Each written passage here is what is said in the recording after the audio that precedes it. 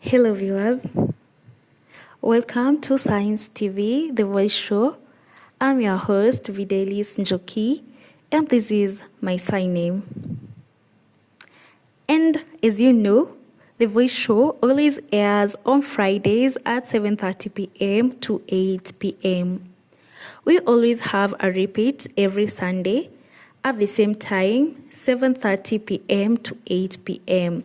If you don't watch us on the TV, do not worry, we usually air on our YouTube channel, The Voice Show, at Science TV. Here at The Voice Show, we create awareness, we educate, and also share our perspectives on different topics. And today, I have a very beautiful lady, and I would like her to introduce herself. Thank you, Videlis. My name is Inveleta Kemuma Nyauncho. I am a mother, and my child has cerebral palsy, and he's 12. His name is Rodrigo.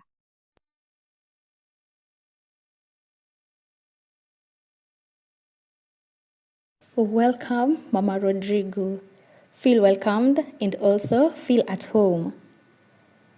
I believe we have viewers who are hearing the word CP for the first time. Can you tell us more about CP and what does it mean? I believe we have viewer who is having questions or are asking themselves what is CP, cerebral palsy. Okay, cerebral palsy is a condition that one gets. Mostly it's during delivery or after delivery, depending on circumstances that one goes through during and after delivery. And it's a neurological condition that affects speech and body functioning, that is the muscles. And we have different categories of cerebral palsy. And it also delays milestone depending on the severity of the brain damage. Usually, for example, when a child is born and then they get a condition like birth asphyxia, that is no oxygen during birth for a prolonged period of time, they get a brain damage. And when they get a brain damage, they develop cerebral palsy. And usually it's diagnosed way after delivery. Okay.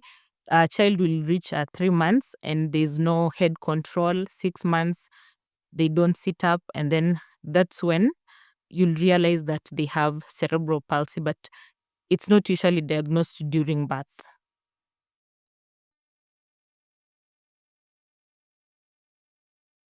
You have mentioned that you knew way later, meaning there is no way someone can identify or know that the baby has a CP or during pregnancy journey.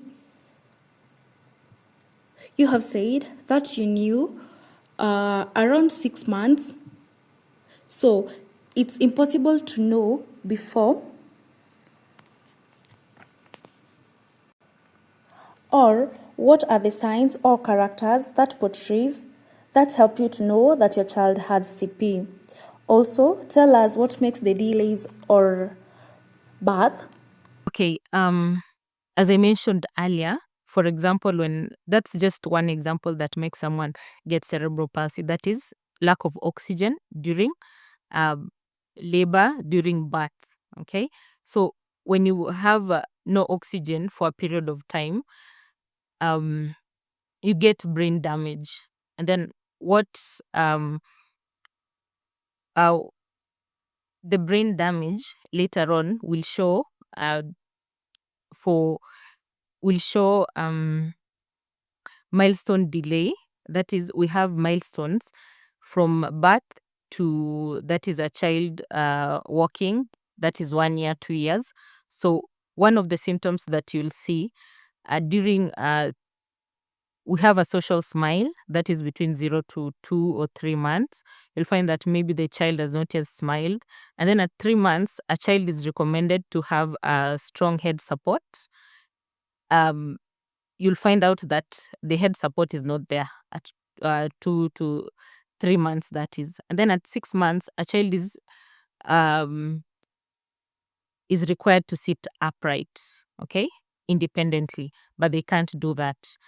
Most of the time, we have stiff muscles or floppy muscles. That is, they cannot coordinate their muscles well.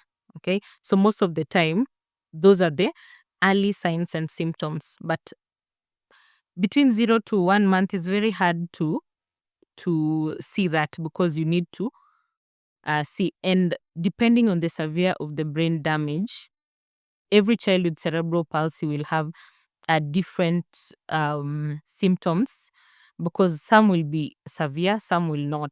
Okay, and then some you'll the muscles will be affected, maybe the upper muscles, that is the hands and the neck. Some will be the lower limb, that is the legs, and some will be both the upper, the lower, depending on the severity.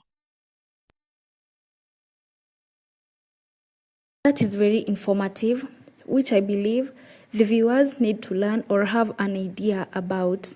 Now, tell us, you said you knew your son had CP when he was 12 years old, right? 12 years. Ah, yeah, 12 years. Okay. Can you share with us the journey of caregiving since you knew he had CP until now that he is 12 years old? At the same time, tell us if is it a mild CP or a severe CP? Like in and out. Okay, one, my child has severe cerebral palsy. That is, he has what you call quadriplegia. Quadriplegia is where all the limbs are affected, including speech. Um, he was born very okay, that is, and then after birth, that is a day or two, he was diagnosed with severe jaundice and neonatal sepsis. Severe jaundice is where um, most people will see the eyes becomes yellow, the body becomes yellow, because I don't want to explain all, but the bilirubins in the body, that is the blood breakdown, becomes slow. Okay, so there's a buildup of the bilirubins. And then sepsis is infection. And that was diagnosed 2 days after.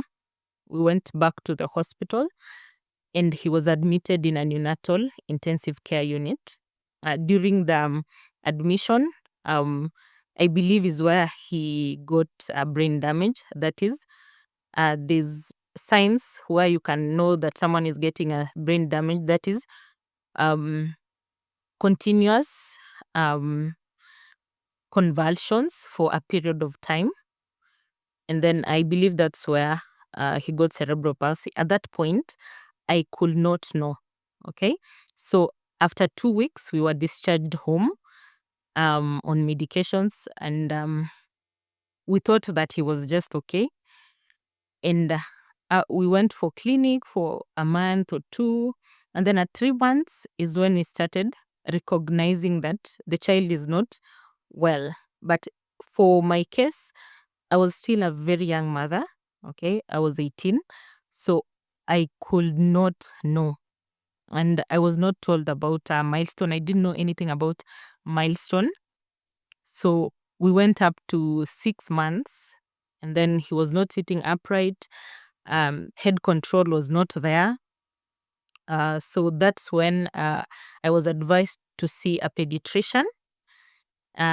We went and we saw a pediatrician, and at 7 months is where he was diagnosed with cerebral palsy.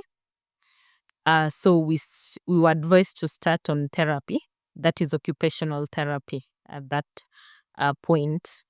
We started occupational therapy, and at that point I was told this therapy will go for even a lifetime.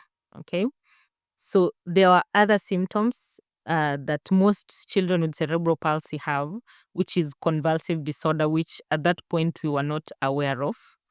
So the more he convulses, the more he gets some form of brain damage. Okay. So at 0 to 1 year, he used to like cry a lot at night. I didn't know what was the reason. He used to have convulsions. I didn't have an idea of what convulsions were. And he was not under any medications, actually.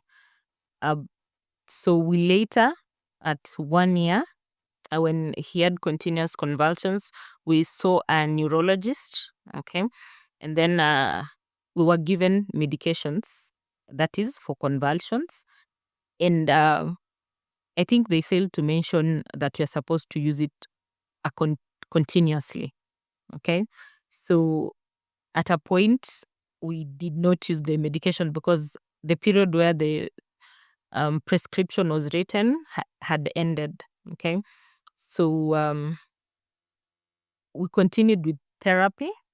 Um, and then at some point, I was made aware that we have schools. At that particular point, I was in Mombasa.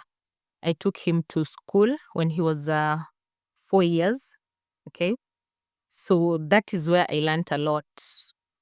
And I realized that at that point, I'm supposed to take him to a physician, okay, so that he can be on continuous medication because convulsions were not normal, and it's not something that he has to deal with without medication. All through, we were having most sleepless nights because I could not understand the convulsions. Okay. So we took him to Kemri, that is in Kilifi, and then we were given continuous medication. Yeah. That is but then it was phenobarb and baclofen. Okay. So since that point he stopped having convulsions for a while. So I took him to school because I was working, and being a single parent, it was so hard because you're choosing between you being there for your child and then him being in school. And then the fact that he's disabled, you could not understand how um, people will be taking care of him in school without you, if he's okay, if he's not okay. But for me at that particular point, I saw that I didn't have an option, okay, because I had to work and take care of my child. And um,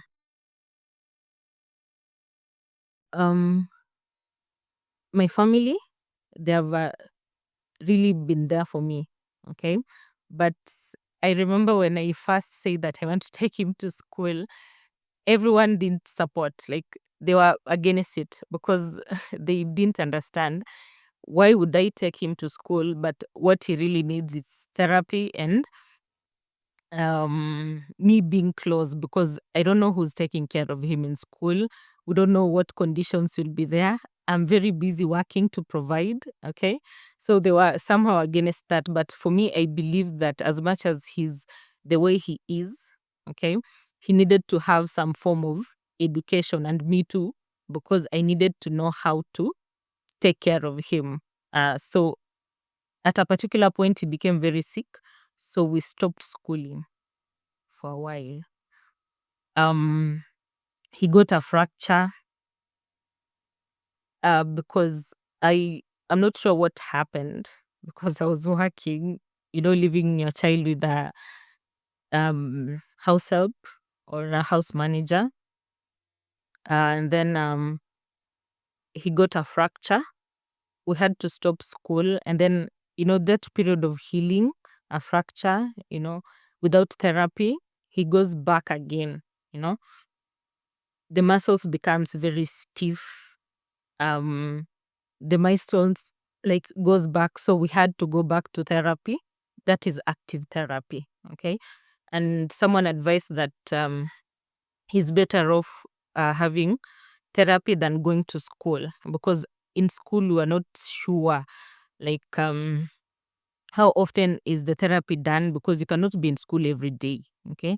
And looking at the conditions of the school and the number of students, okay, you could not really, you could, even if you look in your own perspective, um the people working there, they were also overwhelmed with. So you have to prioritize, what does your child really need? Is it being in school, or is it therapy? um so that was for a while. So we did therapy for a while, and then now that I felt comfortable taking him back to school, I took him back to school. And uh, how how long was the break? 3 4 years. Yeah, because I took him back to school when he was around 9 10 years. Because there are a lot of factors. Okay, when you take him to school, there are financial aspects, and their schools are not cheap. They're actually very expensive.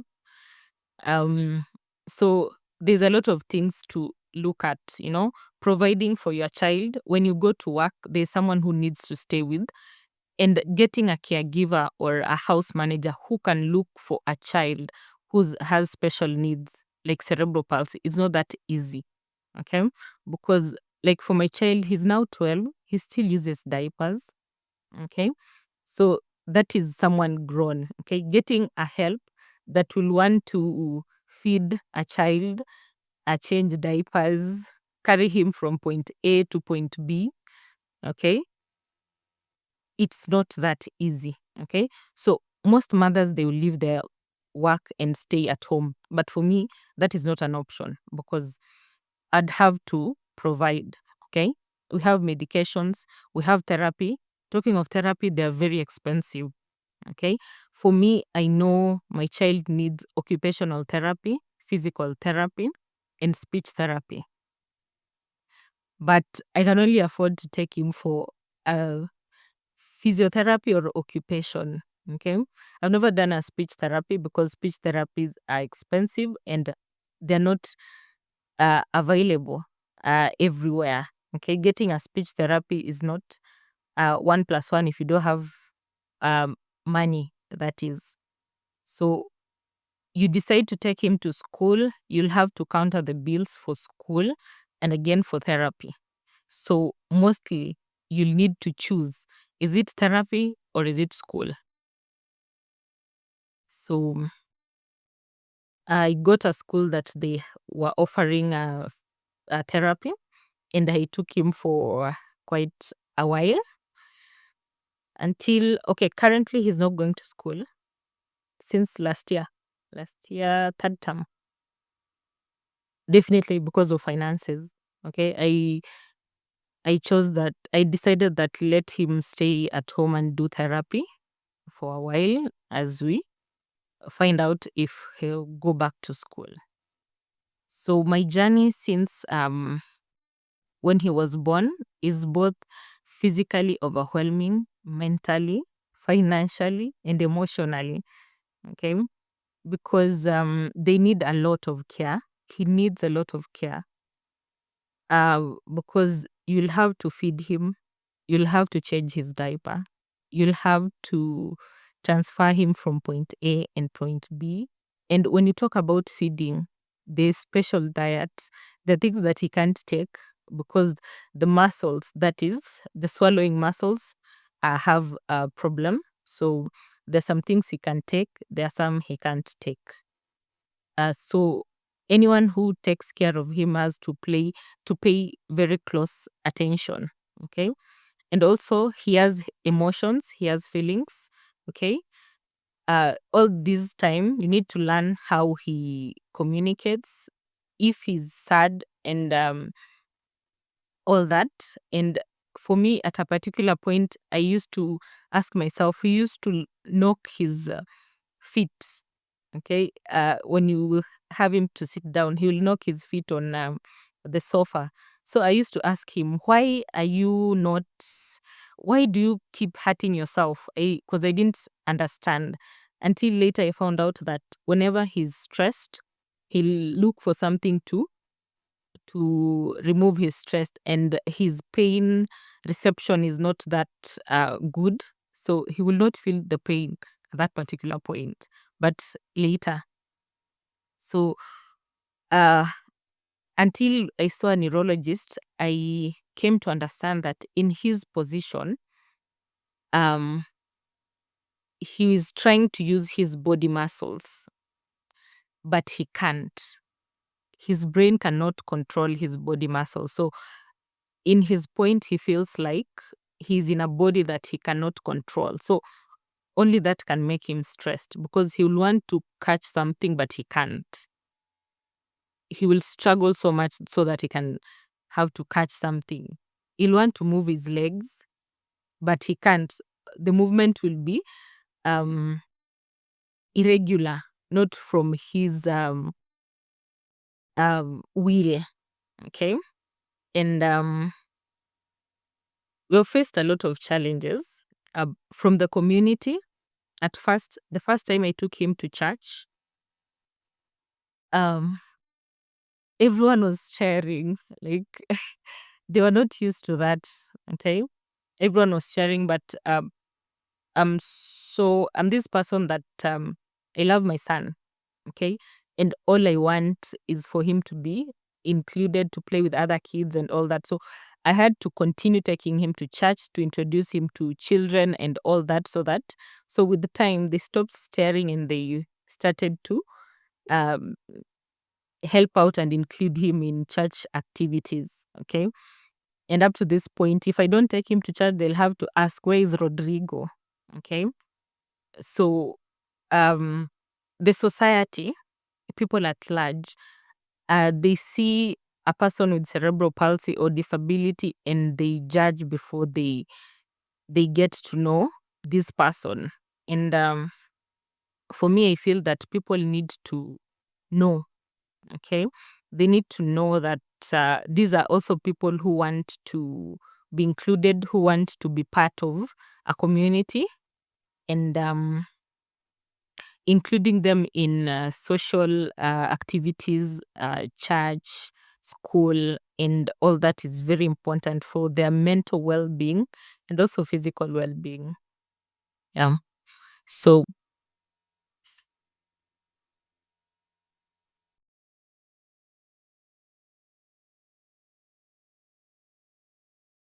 I agree. I don't know what to say. It's sad, but I love the fact that you decided not to relax. You learned and tried to see the steps for your son to succeed. Also, you practiced inclusion to make sure your son is not left behind. You decided to advocate for him by not listening to the voices of other people. You tried by teaching friends they need to understand mental health because you are feeling overwhelmed physically, mentally, financially, but you never gave up. You did not hate your child. You advocated for him, and also you are open to learning. We are having an interesting discussion with Mama Rodrigo. We are taking a short break. We will be back as we wind up.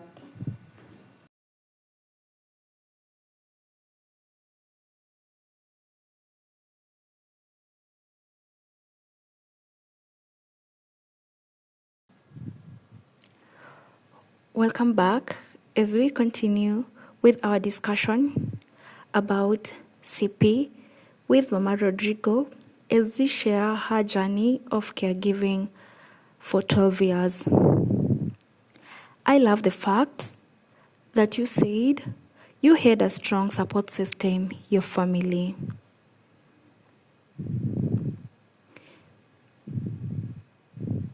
You have shared about the support you're getting from your family. Also, you shared about therapy which your child need.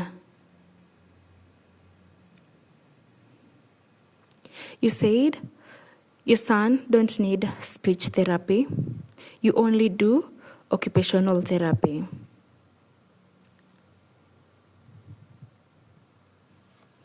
I want to ask any young mother who has no idea or knowledge about access to healthcare services, which is expensive, or can you share if we have any which is affordable, which they do therapy for children with CP?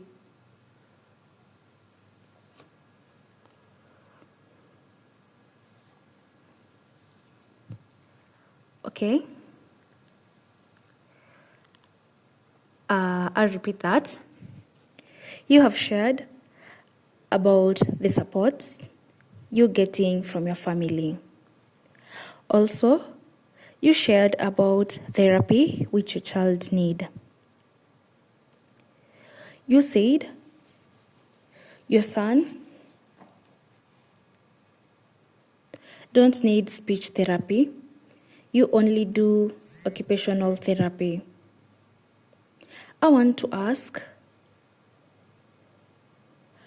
any young mother who has no idea or knowledge about how to access uh, to healthcare, which is expensive, or can you share if we have any which is affordable, which they do therapy for children with CP? Okay, so I would give it in these two scenarios. I mentioned we have speech therapy, occupational therapy, physical therapy, okay, which for a child with CP, they need those therapies, okay. So one, I'll start with why I chose to go with occupational therapy. It's because you look at what is urgent to you, okay. So in occupational therapy, I we have a form of physical therapy, okay? And then your child will be taught on how to do one and two, that is to walk, to sit upright, and when I say some form of physical exercise, uh, like for my child, he has stiff muscles. Okay. So with that exercise for the muscles, it'll enable him to be less stiff and the muscles will not hurt. And then when you talk about physical therapy, it's just purely uh, muscles, body muscles. Okay. From head to toe, that is general. And then speech therapy is specific to speech. Okay. Uh, it's around the mouth. Okay. Where your child will be taught on how to speak and how to, it will enable them to swallow better because most of them have issues with swallowing. Um, so that's why I chose occupational therapy because occupation is more of um, a little bit of everything included. And most government hospitals, they do offer occupational therapy and physical therapy. Uh, but one um, one factor is when you take your child to this occupational therapy, you'll realize that they will not be that comprehensive. Why? Because usually in a government facility, you have a lot of clients and few medical personnel. Okay. So the amount of time it will take, your child needs therapy. Okay. Maybe thrice a week. They'll only be able to schedule you maybe twice a week. Okay. So the extra one day you'll have to figure out. Uh, so um, that's why I chose occupational therapy, and actually, it's the best for a child who has a cerebral palsy. And the therapies are available in the government hospitals, but for speech therapy, somehow I've only found that in private facilities and freelancers. Physiotherapy is also available in government hospitals. Yeah. So for me, I would advise any mother, if you really need a therapy for your child, or they need actually, just go for occupational therapy and ensure that, okay, for us mothers, we are both of everything. We are the nutritionists, we are the therapists, and everything to our children. So somehow you learn through what it's done in the hospitals, like physio, and at home you also train your child, have a sitting aid, training him how to sit. Being a parent for a child with disabilities, work, like it's a full-time job, because at home they'll not only you'll do the occupational therapy in the hospitals, even at home, whatever you are taught, because most of the time you'll be taught on how to handle them. At home you'll also have to do it, because if for a child with cerebral palsy they stay for a while without having therapy, especially physical therapy, they get contractures. Contractures are caused by muscle stiffness. The muscles become so stiff, and then they cause to have contractures and some other deformities that were not there initially. And also, they're usually in a lot of pain if they don't go for those physical therapy or occupation. That's why you'll find most of the time they'll be stressed, they'll be crying. You don't know why they are crying. They're not sleeping. It's because of lack of therapy.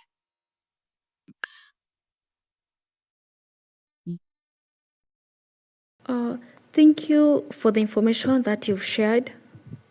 For the mothers who didn't have any idea or knowledge or experience, now they know. That's why we have the Voice Show. We create awareness and also educate people more to understand better on perspectives. Mama Rodrigo, can you please share with us what motivates you to keep pushing as a mother? We know it's overwhelming financially, mentally, and also physically. It's really draining. What motivates you to keep on caring for your son, and also what encourages you? Uh, what motivates me is love. It's love. It's just pure love for my son. Because at a point where I sit, or mostly, I also get stressed. At some point, I was depressed, but I sat back and I was thinking, if I'm not there for my son, who will be there for my son?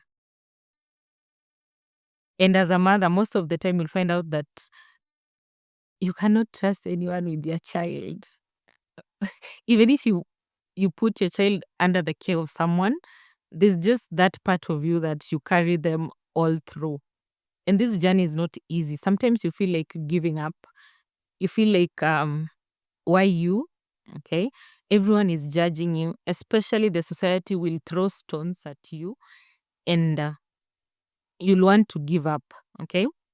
Um, I've seen a lot of mothers. They get out of their marriages because they got a child who has a disability, because the society will not accept your child, or rather they don't want to accept your child. For me, I made a decision from the moment I was told that this condition is a lifetime condition. It's something that I have to manage. It's not treatable.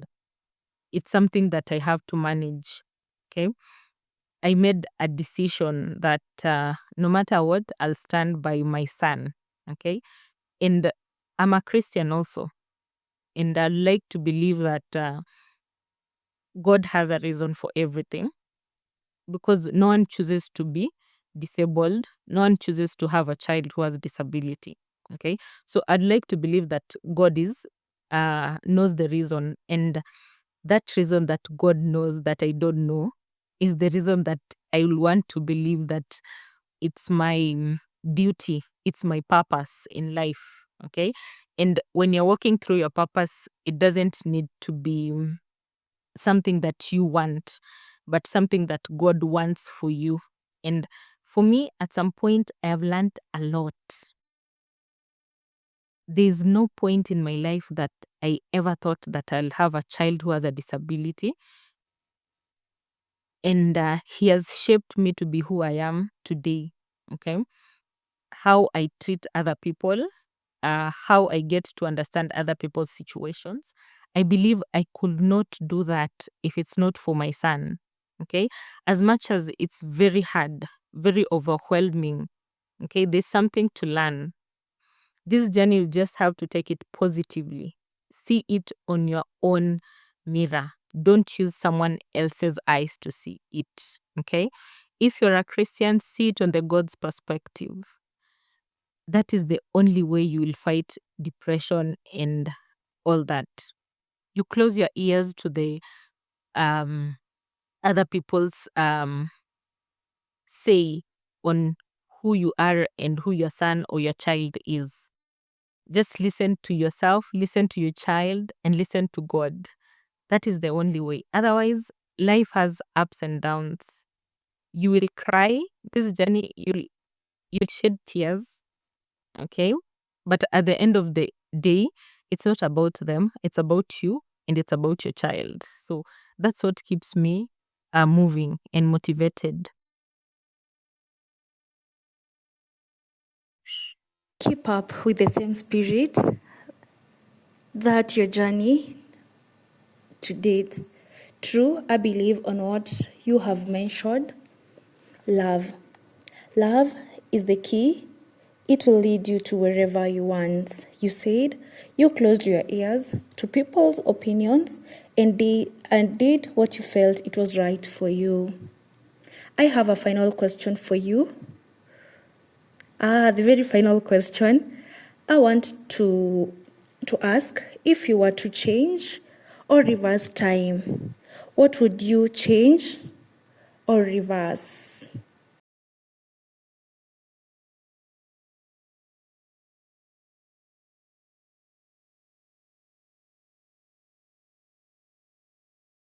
Um,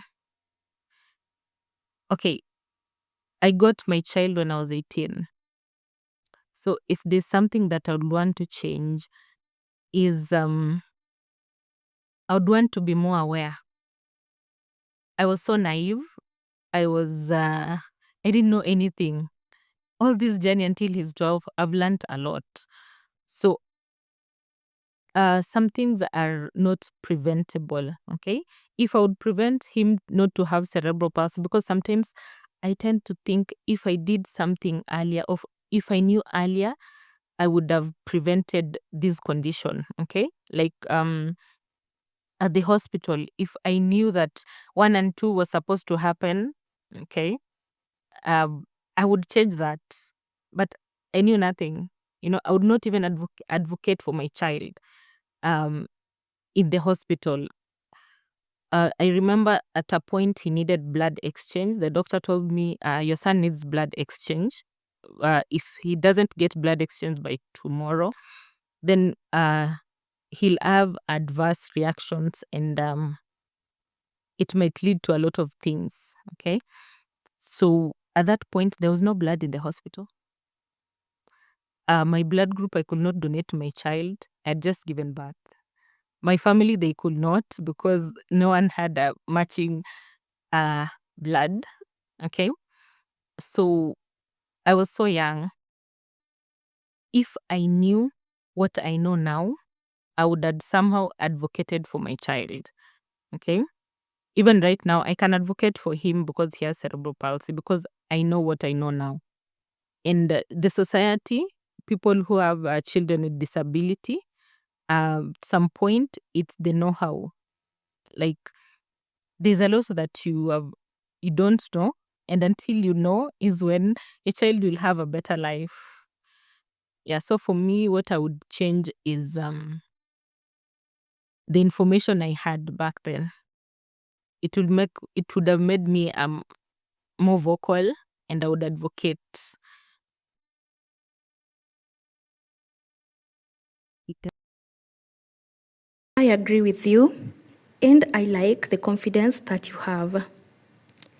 I wish you continue with the same journey of advocating and creating awareness. That's why we have the Voice Show, where I believe anyone can access information and not waiting until it is late, like too late. I agree, nobody is born knowing, but we learn as we continue. Life is a journey and we learn every day, it doesn't stop. See you on the next show. Or before we finish, do you have any parting shots to our viewers? Final word, please be kind. When you see a person who's disabled, please be kind, because no one wants to be in that position and no one chooses to be in that position. Yeah, and also try to help where you can, because it's not easy. It's not an easy journey. And also, anyone can have a disability at any point. So don't judge, just be kind. See you on our next show.